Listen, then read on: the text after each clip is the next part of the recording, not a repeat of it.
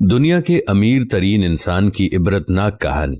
یہ کہانی ایک ایسے شخص کی ہے جو دنیا کی سب سے بڑی جہاز رانی کمپنی کا مالک تھا اور اس شخص کا نام تھا اونیسس۔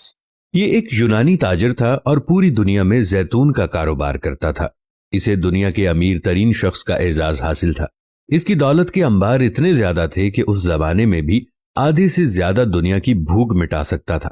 غریبوں کو امیر کر سکتا تھا، لوگوں کی زندگیاں آسان کر سکتا تھا، مگر صرف اسے ایک ہی جنون تھا کہ وہ زیادہ سے زیادہ دولت اکٹھی کرے اور پوری دنیا کے خزانے اس کے قدموں میں پڑے ہوں۔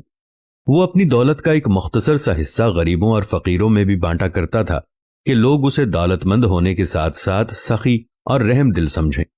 مگر پھر حالات نے ایک دم سے رخ بدلنا شروع کیا اور پھر دنیا کے اس دولت مند ترین انسان کو ایک عجیب ترین بیماری آ لگی، اور وہ بیماری ایسی خطرناک تھی کہ جہاں اس بیماری نے اس امیر ترین انسان کی ساری خوشیاں تک چھین لیں، مگر اس کے ساتھ ساتھ اس بیماری کا سب سے خطرناک اثر بھی سامنے آیا، جس کی وجہ سے اس کے جسم کے تمام اعصاب جواب دے گئے تھے۔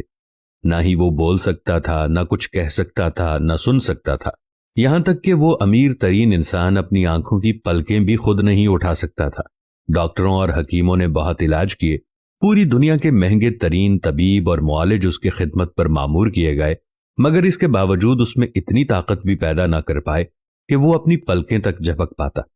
آخرکار تمام ڈاکٹروں نے مل کر ایک عجیب و غریب فیصلہ کیا اور دن کے اوقات میں اس امیر ترین انسان کی آنکھیں کھولنے کے لیے پلکوں پر سلوشن لگا کر اوپر کی طرف چپکا دیا تھا۔ اب اس کی آنکھیں پورا دن کھلی رہتی تھیں